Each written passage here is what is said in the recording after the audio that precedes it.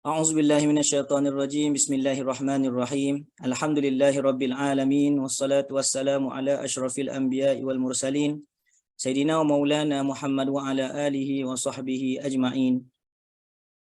Allahumma iftah alaina hikmatak wanshur alaina min khazaini rahmatika ya arhamar rahimin. Rabbi shrah li sadri wa yassir li amri wahlul 'uqdatam min lisani yafqahu qawli. Rabbi zidna ilma warzuqna fahma. Rabbi yassir wa la tu'assir, Rabbi tammim bil khairi. Allahumma saddid lisani wahdi qalbi bihaqqi Muhammad sallallahu alaihi wasallam. Assalamualaikum warahmatullahi wabarakatuh.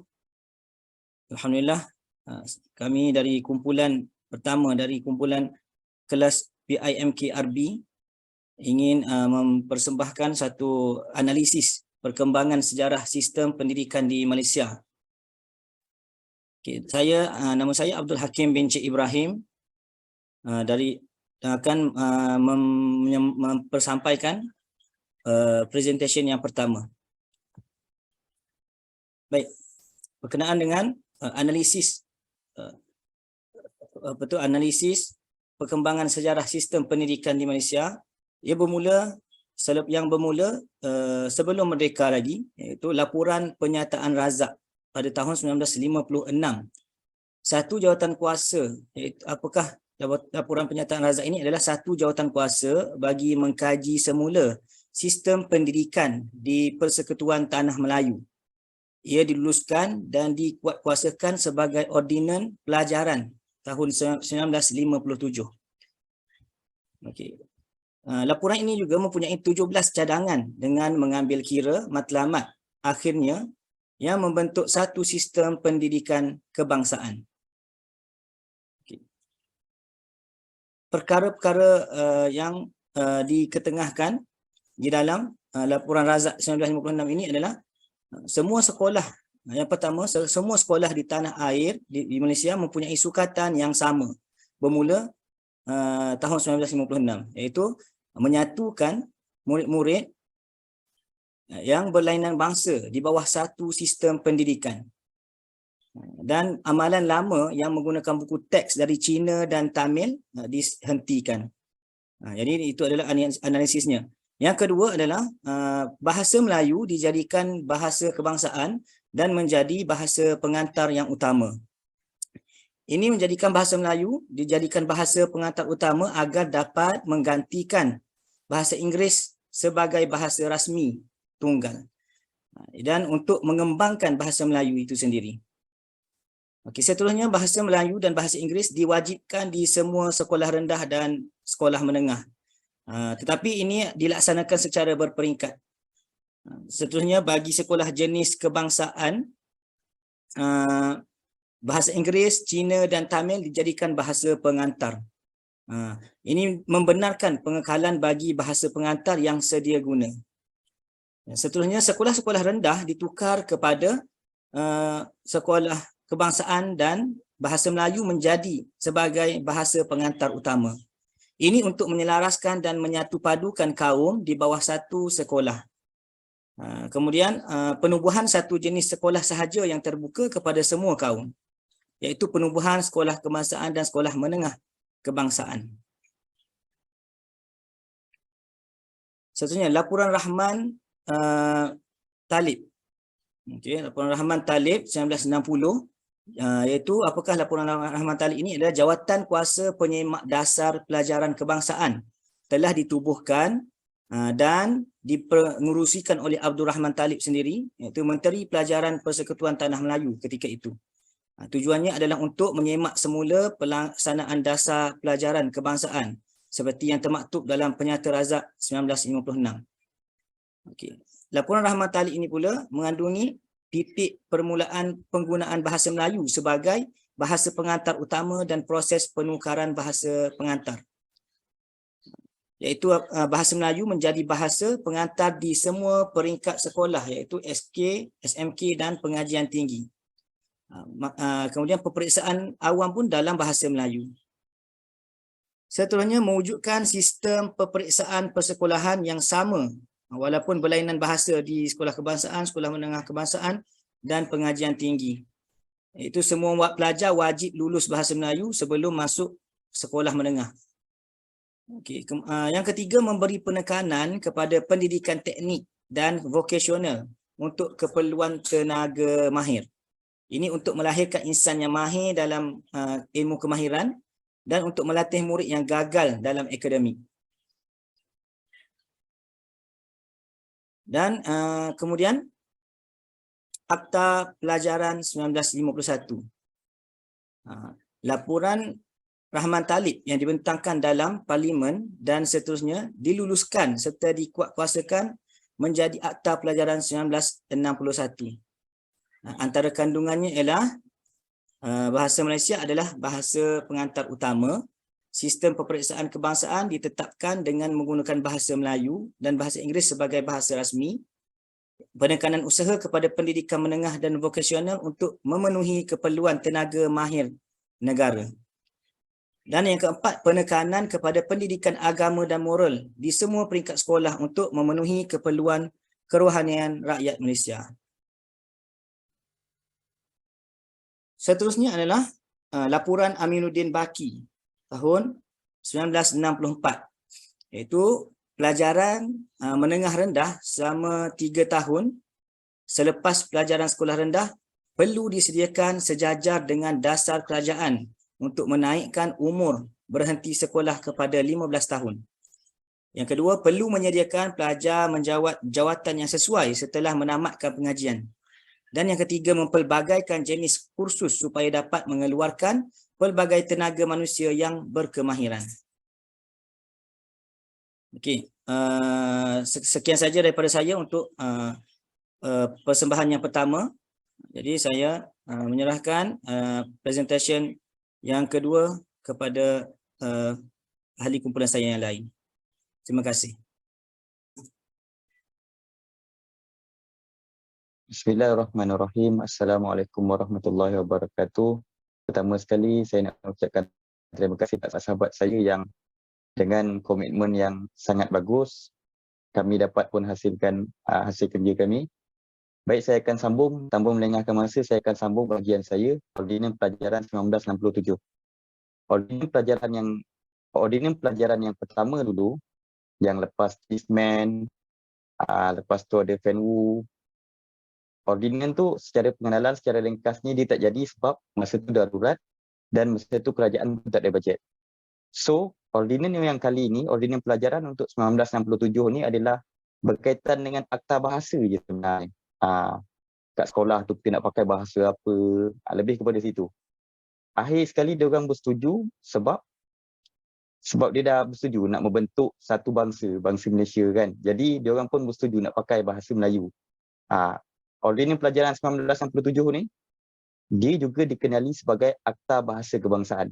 Pada peringkat ini adalah kerajaan menetapkan bahasa Malaysia sebagai bahasa rasmi tunggal untuk bahasa pengantar di sekolah-sekolah. Okey, fasal 3 menjelaskan bahawa ni antara fasal-fasal dalam ordinan pelajaran. Fasal 3 ni menjelaskan bahawa kerajaan persekutuan atau kerajaan negeri boleh menterjemahkan dokumen rasmi ke dalam bahasa lain jika terdapat kepentingan awam. Contohnya macam kalau dalam parlimen ke, orang speaking dia kata dengan izin, macam tu. Atas kebenaran kerajaan negeri ataupun persekutuan.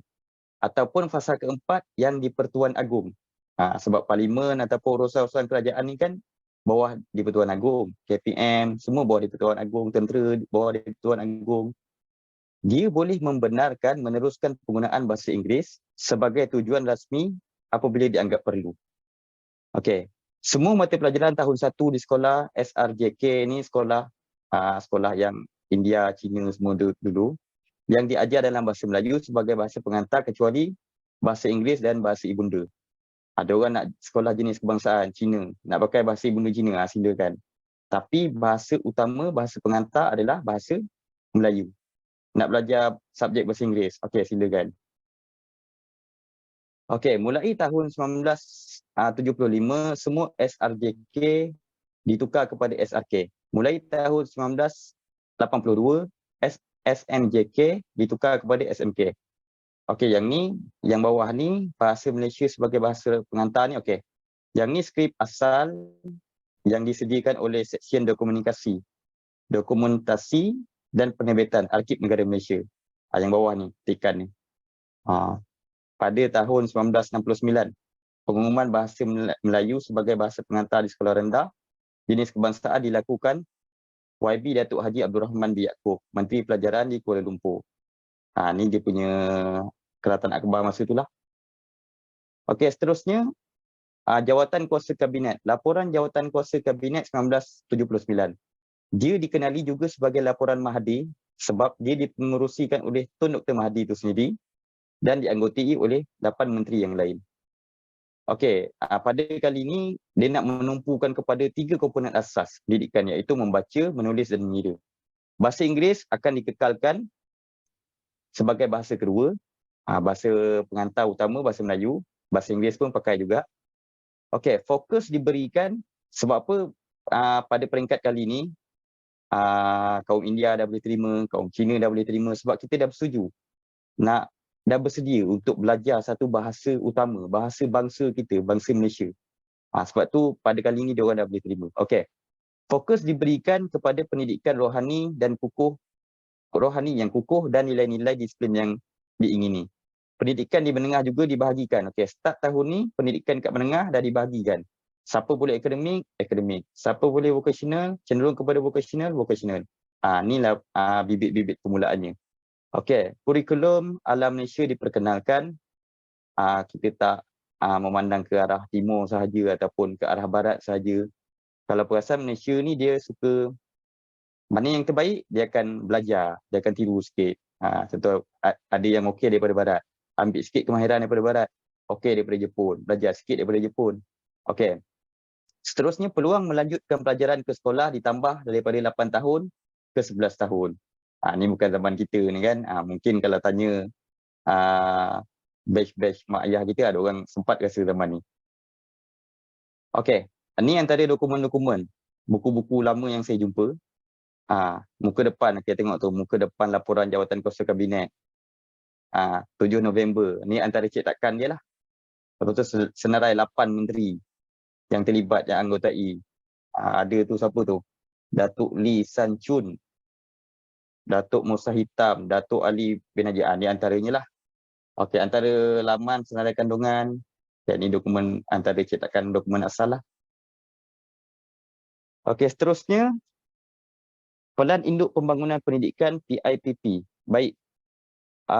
Pada 16 Januari 2007 bertempat di Putrajaya International Convention Center PICC, satu majlis dirasmikan oleh Perdana Menteri Yang Amat Berhormat Datuk Seri Abdullah bin Haji Ahmad Badawi, iaitu perasmian Pelan Induk Pembangunan Pendidikan yang telah diadakan. Baik, sebenarnya ini bukan semata-mata perasmian Pelan Induk Pembangunan Pendidikan, tak. Sebenarnya ni dia nak lancarkan satu perkara yang lebih besar. Rancangan Malaysia yang ke-9, kalau tak salah saya. Antara dasar misi negara pada masa tu, kita nak jadikan Malaysia ni sebagai negara yang nak tukar status kepada negara membangun ke negara maju. Jadi bila kita nak maju, bukan sekadar pendidikan tu memainkan peranan yang sangat penting. Pendidikan. Macam mana kita nak jadi negara maju kalau pendidikan kita tak okey? Rakyat negara maju, IQ rata-rata berapa ratus kan? IQ diorang. Berpunca dari pendidikan. Kalau kita nak maju, tak boleh tidak pendidikan tu kita kena perkasakan. Okey. Ini sesuai dengan misi nasional yang menyediakan modal insan ke tahap minda kelas pertama. Tak nak dah, kita dah tak nak minda kelas ketiga ni, tak nak. Kita nak yang pertama. Bagi melonjakkan negara ke tahap status negara maju. Okey. Bagi merealisasikan, okey. Sektor pendidikan perlu diberikan perhatian kerana ianya memainkan peranan yang amat penting. Kalau nak maju, kita tengok negara-negara maju, pendidikan diorang memang tough lah. Okey. Antara teras-terasnya lain, teras kedua ialah meningkatkan keupayaan, inovasi dan pengetahuan negara. Teras yang ketiga yang ingin dicapai adalah mengatasi masalah ketidakseimbangan sosioekonomi yang berterusan secara membina dan produktif. Baik. Dasar yang kita buat bila kita nak rancangan Malaysia ke-9 kita nak jadi negara maju. Baik, kementerian-kementerian dia ada target-target dia. Bagi KPM, Kementerian Pelajaran Malaysia, apa yang dia nak buat? Dia nak Ini dia punya perancangan. Yang pertama, melahirkan individu yang seimbang dari segi jeri, iaitu jasmani, emosi, rohani, intelek. Kalau zaman tradisional, kita dulu belajar kat pondok, mengaji je kerja kita.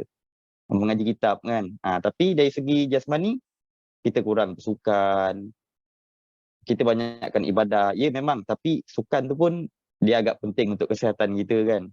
Okey. Meningkatkan kreativiti dan inovasi dan budaya ilmu pelajar. Seterusnya, membudayakan sains dan teknologi serta budaya pembelajaran sepanjang hayat. Menyediakan sistem pembelajaran yang cekap, berkesan dan bertaraf dunia. Ini target-target yang KPM nak buat. Dan seterusnya, menjadikan Malaysia sebagai pusat kecemerlangan pendidikan. Contohnya kita ada UIA. Siapa tak kenal UIA? Orang Arab pun datang belajar dengan kita. Okey. Yang terakhir adalah meningkatkan martabat pendidikan Malaysia di peringkat antarabangsa. Baik, yang kat sebelah ni, landasan teras utama ni, dia berkaitan dengan apa yang saya terang sebelum tadi. Contohnya macam akses kepada pendidikan. Target KPM, nak sekolah luar bandar ke, kita mudah nak belajar. Nak masuk sekolah tadika senang, nak masuk sekolah rendah senang, sekolah menengah senang. Okey, seterusnya equity ni adalah persamaan. Kita tak nak bandar dengan luar bandar tu ada beza. Budak kalau kat kampung, kadang-kadang sekolah dia, perpustakaan pun tak hidup. Tak nak macam tu. Kat bandar je cantik, tak nak. Ini target-target KPM. Kualiti dalam pendidikan. Sebab itu kita ada U yang bertaraf antarabangsa. Kita target. Ada UIA, USIM. Banyak IPT yang baru buka kan. Okey, kecekapan dan keberkesanan pengurusan pendidikan. Dulu kalau cikgu kita bukan tak bagus, tapi kurang bersistem lah. Dia belajar, dia ajar macam kita lah. Kita main ajar kan. Target, okey tengok. Makin lama makin bersistem. Cikgu dah kena RPH, cikgu dah kena ada sistem itu, sistem ini dan sebagainya lah. Okey, saya rasa tu je lah dari saya. Minta maaf kalau ada kekurangan. Saya serahkan kepada sahabat saya. Saya sudahi dengan Assalamualaikum warahmatullahi wabarakatuh. Assalamualaikum warahmatullahi wabarakatuh. Sekarang saya akan meneruskan pembentangan untuk pembentukan falsafah pendidikan kebangsaan di Malaysia. Pertama kita akan lihat kepada definisi yang berkaitan dengan falsafah pendidikan kebangsaan. Yang pertama, E.D. Miller dalam bukunya Question That Matter 1984 mengujarkan bahawa falsafah adalah sebagai usaha berfikir secara rasional dan kritis terhadap variasi item. Sharifah Alawiyah Al-Sagof dalam bukunya Falsafah Pendidikan 1984 meletakkan falsafah sebagai pertimbangan asas dan andaian berkenaan pertimbangan terhadap perkara yang penting. Perkataan pendidikan pula mengikut bahasa Latin bermaksud memelihara atau mengasuh. Definisi falsafah pendidikan diertikan oleh Yusuf Al-Qaradawi 1980 sebagai pendidikan merangkumi keseluruhan hidup termasuklah akal, hati, rohani, jasmani, akhlak dan tingkah laku. Falsafah pendidikan bertindak sebagai medium pembentukan insan yang mulia memandangkan falsafah melibatkan dua cakuman utama iaitu teologi dan sains menurut Russell 1946. Kebangsaan pula secara umumnya diertikan sebagai sesuatu yang universal dan ditimbalbalikkan dengan negara secara keseluruhannya.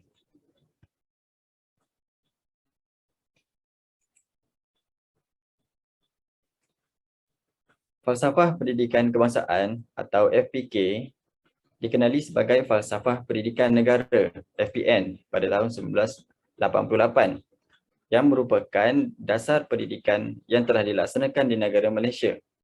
FPN telah wujud dan telah melalui satu proses yang amat panjang sejak zaman kemerdekaan lagi. Usaha ini telah diteruskan untuk membentuk satu falsafah pendidikan yang boleh memberi panduan dan bimbingan yang bermanfaat kepada segala usaha dalam pendidikan.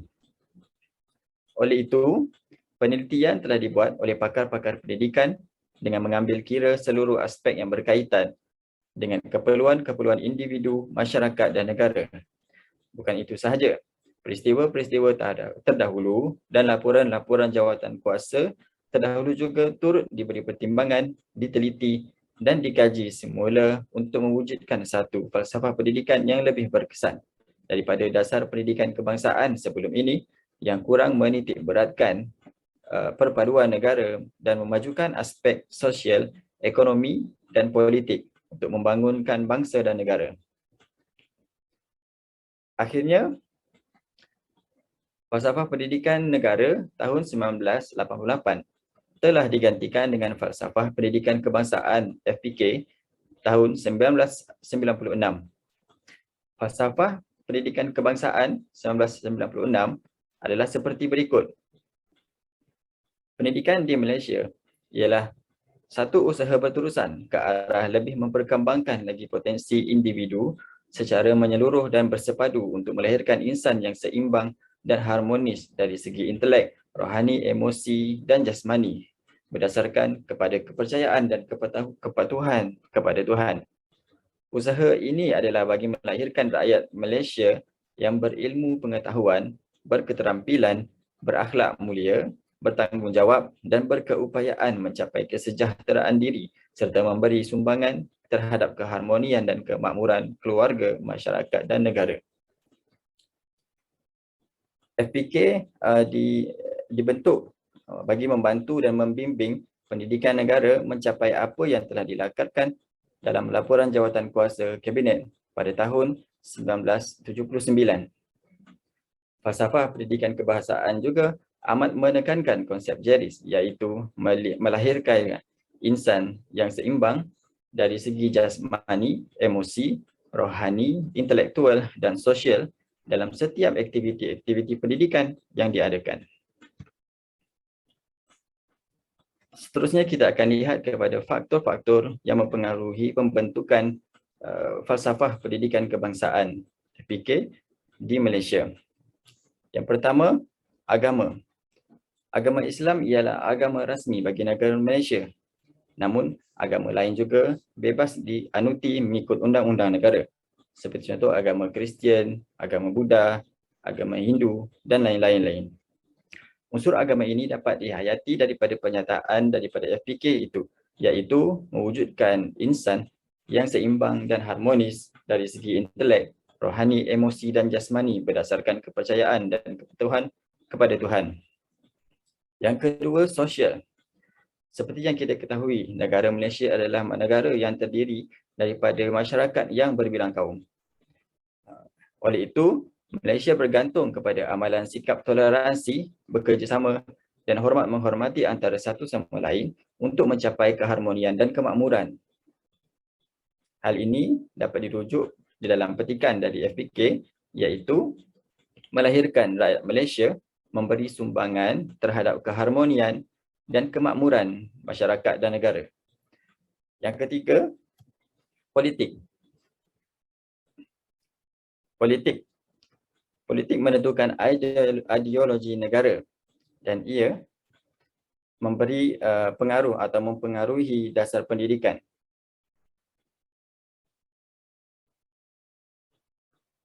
FPK telah diterjemah dalam dokumen-dokumen yang rasmi seperti Rukun Negara, Rancangan Malaysia dan lain-lain. Petikan kita dapat merujuk hal ini pada petikan falsafah pendidikan kebangsaan, iaitu melahirkan rakyat Malaysia berkeupayaan mencapai kesejahteraan diri serta memberi sumbangan terhadap keharmonian dan kemakmuran masyarakat dan negara. Yang keempat, ekonomi. Rakyat Malaysia yang terlatih dan mempunyai ilmu pengetahuan tentang pelbagai kemahiran yang boleh didapati ketika belajar supaya dapat membantu negara Malaysia memperkembangkan ekonomi dengan meningkatkan daya pengeluaran oleh tenaga kerja yang mahir. Cita-cita memperkembangkan ekonomi Malaysia telah menjadi salah satu matlamat pendidikan negara yang dinyatakan dalam falsafah pendidikan kebangsaan, iaitu melahirkan rakyat Malaysia yang berilmu pengetahuan, berakhlak mulia, bertanggungjawab, berketerampilan dan berkeupayaan mencapai kesejahteraan diri. Yang kelima, individu. Individu merupakan insan yang dapat dikembangkan mindanya dan juga mempunyai potensi yang tersendiri berdasarkan kemampuan diri. Apabila potensi ini dapat dikembangkan secara berterusan dan menyeluruh, maka lahirlah seorang individu yang seimbang dan harmoni daripada pelbagai aspek. Cita-cita melahirkan individu yang seimbang dan harmonis ini merupakan pernyataan utama di dalam FPK, iaitu memperkembangkan lagi potensi individu secara menyeluruh dan bersepadu untuk mewujudkan insan yang seimbang dan harmonis dari segi intelek, rohani, emosi dan jasmani. Yang keenam adalah sejagat. Sejagat, penggubalan falsafah pendidikan pula tidak terpisah daripada pengaruh perkembangan sistem pendidikan antarabangsa. Sehubungan itu, idea-idea yang dihasilkan daripada seminar pendidikan antarabangsa membawa pengaruhnya ke atas falsafah pendidikan kebangsaan. Seterusnya, kita akan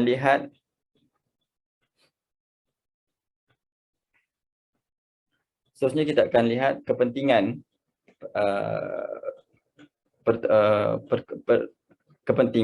falsafah pendidikan kebangsaan. Yang pertama, menjelaskan matlamat pendidikan di Malaysia bagi melahirkan insan yang sepadu ilmunya. Yang kedua, FPK dapat menyahkan kefahaman sekularisme yang menebal dalam sistem pendidikan Malaysia yang diwarisi daripada Inggeris sejak abad yang ke-18 lagi. Yang ketiga, FPK lantas menyedarkan para pendidik dan murid tentang kepentingan nilai-nilai murni dalam interaksi sama rakyat negara ini yang terdiri daripada pelbagai kaum, khususnya saling toleransi dan hormat menghormati. Yang keempat, bagi memudahkan komunikasi antara rakyat berbilang kaum, FPK memperkasakan penggunaan bahasa Melayu merentasi kurikulum di semua sekolah kebangsaan dan jenis kebangsaan. Dan yang kelima, FPK meluaskan skop ilmu yang diajar supaya murid berfikiran kreatif dan rasional. Ini juga boleh meluaskan skop kerjaya mereka tanpa mengira jurusan pembelajaran. Setakat itu persembahan daripada saya. Saya serahkan pembentangan ini kepada sahabat saya.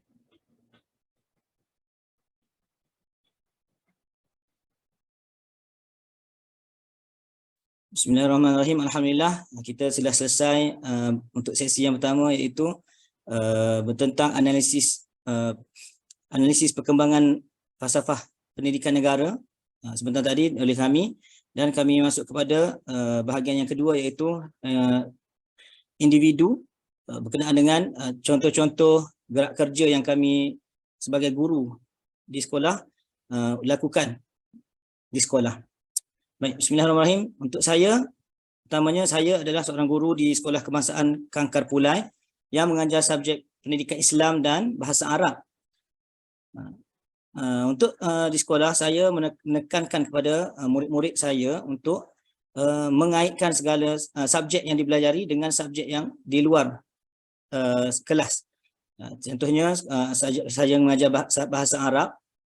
Apabila saya membuat satu projek ataupun satu projek bahasa Arab yang mengaitkan contohnya tajuk haiwan dalam bahasa Arab, jadi apabila saya buat satu projek tu, saya akan kaitkan dengan subjek yang lain, contohnya pendidikan Islam, bahasa Inggeris, sains, dan yang seni visual dan lain-lain. Jadi murid-murid akan menjadi lebih terbuka dan menjadi lebih kreatif dan berfikir untuk menyiapkan satu projek tu dengan lebih kreatif dan kritis lah. Jadi itu kita panggil integratekan subjek-subjek itu supaya mereka dapat lebih bukan sekadar subjek yang saya ajar, dan subjek yang lain pun dia dapat buat juga, dapat infonya juga.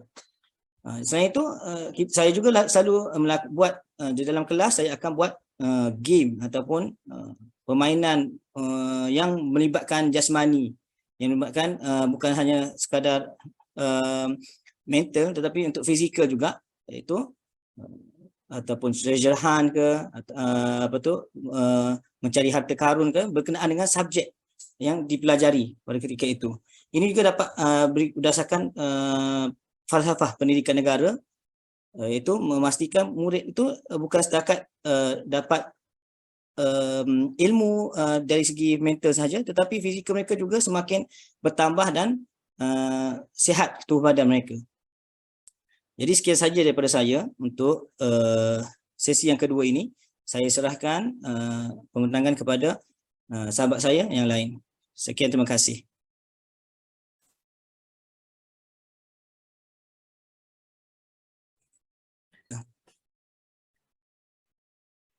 Baiklah, Assalamualaikum warahmatullahi wabarakatuh.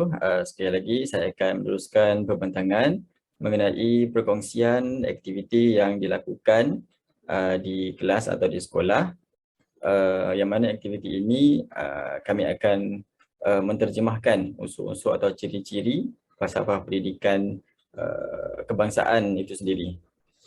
Okey, antara aktiviti yang pernah saya lakukan di sekolah semasa mengajar adalah aktiviti permainan game, yang mana game ni diinspirasikan dari permainan Explorers mengikut arah jam yang digabungkan dengan subjek dengan harapan dapat meningkatkan minat dan kemahiran jawi di kalangan pelajar itu sendiri. Saya akan ceritakan sedikit mengenai permainan ni, yang mana permainan ni saya akan bahagikan pelajar kepada beberapa kumpulan. Kemudian setiap kumpulan akan ada satu orang ketua. Jadi tugas pelajar adalah untuk mencari clue dan menjawab kuis di checkpoint ataupun di lokasi yang pelajar tersebut kena pergi. Okay? Dengan bantuan rakan-rakan kumpulan. Sebab ini adalah kerja kumpulan. Jadi rakan-rakan kumpulan yang lain akan membantu pelajar yang terpilih itu untuk memandu arah dia untuk pergi ke checkpoint tersebut. Jadi diorang akan kumpulkan suku kata ataupun perkataan jawi, yang mana perkataan-perkataan ini akan digunakan pada checkpoint yang terakhir. Macam tu. Jadi lebih kurang tu basic game Explorers lah. Jadi antara unsur-unsur atau ciri-ciri falsafah pendidikan kebangsaan yang dapat diterjemahkan dari aktiviti ini adalah seperti berikut. Yang pertama, dari segi kemahiran sosial, pelajar dapat meningkatkan kemahiran berkomunikasi dan interaksi sesama pelajar dengan melakukan aktiviti berkumpulan lah. Yang kedua, intelektual, iaitu dapat meningkatkan kemahiran interpretasi pelajar terhadap arahan, direction. Iaitu arahan bukan sahaja arahan daripada guru, tapi juga arahan daripada ketua kumpulan dan arahan daripada rakan-rakan kumpulan yang lain. Yang ketiga, dari segi emosi, pelajar juga dapat belajar untuk mengawal emosi mereka semasa memberi arahan dan mendengar arahan. Jadi pelajar ni kita tak nak dia bila ketua bagi arahan tu dia tak nak dengar, dia marah. Okey, kita nak latih dia untuk mendengar arahan dan juga memberi arahan untuk ketua kumpulan tu. Yang keempat, dari segi jasmani. Jadi ini adalah aktiviti, bukan saja aktiviti dari segi intelek, dari pemikiran, tapi juga dari segi fizikal, yang mana mereka pelajar perlu bergerak, berjalan, berlari, kan. Jadi kita gabung aktiviti fizikal yang menyihatkan tubuh badan lah. Yang terakhir adalah dari segi rohani, yang mana kita nak terapkan nilai-nilai kerohanian dalam diri pelajar dengan sentiasa mengingati pelajar ketika akhir aktiviti untuk sentiasa bertawakal kepada Allah. Sebab kita nak diorang ni faham setiap permainan, setiap aktiviti, setiap pertandingan kita kena usaha. Selepas usaha kita kena bertawakal kepada Allah dan berdoa lah kan. Kita nak terapkan nilai-nilai sebut dalam diri pelajar yang kemenangan akan dicapai dengan izin Allah. Macam tu. Jadi itu adalah antara perkongsian saya untuk aktiviti yang saya lakukan.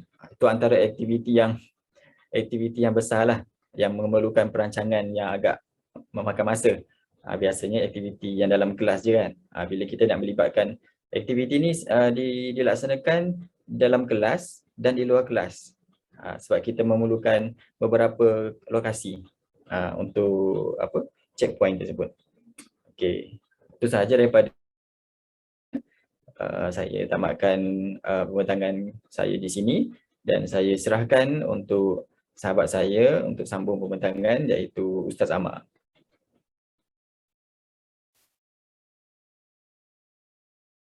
Assalamualaikum warahmatullahi wabarakatuh. Bagi bahagian saya pula, saya akan menceritakan sedikit macam mana saya nak menterjemahkan falsafah pendidikan negara terhadap apa yang saya buat kat sekolah selama beberapa bulan ni, baru-baru ni, walaupun tak sempurna. Yang pertama sekali, saya ada buat secara langsung dan secara tak langsung, menterjemahkan apa itu falsafah pendidikan negara. Yang pertama dari segi kurikulum, secara langsungnya saya mengajar di sekolah SK Camp Syed Sirajuddin.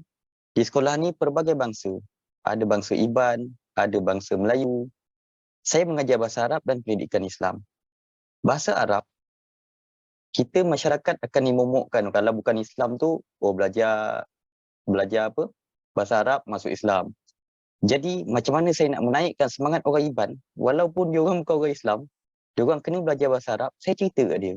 Ini sekadar bahasa, sekadar ilmu. Awak zaman sekarang awak tak boleh pilih. Awak kena belajar semua benda. Esok paling kurang kalau awak tak boleh kat matematik, awak boleh cakap Arab. Boleh ajar orang tuition, boleh kerja kat Dubai dan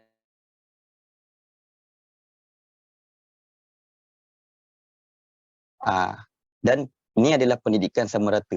Saya bukannya, dia bukan Islam, tak payah ajar dia. Saya ajar kepada semua. Sebab ini hanya sekadar bahasa. Sebab falsafah kita nak lahirkan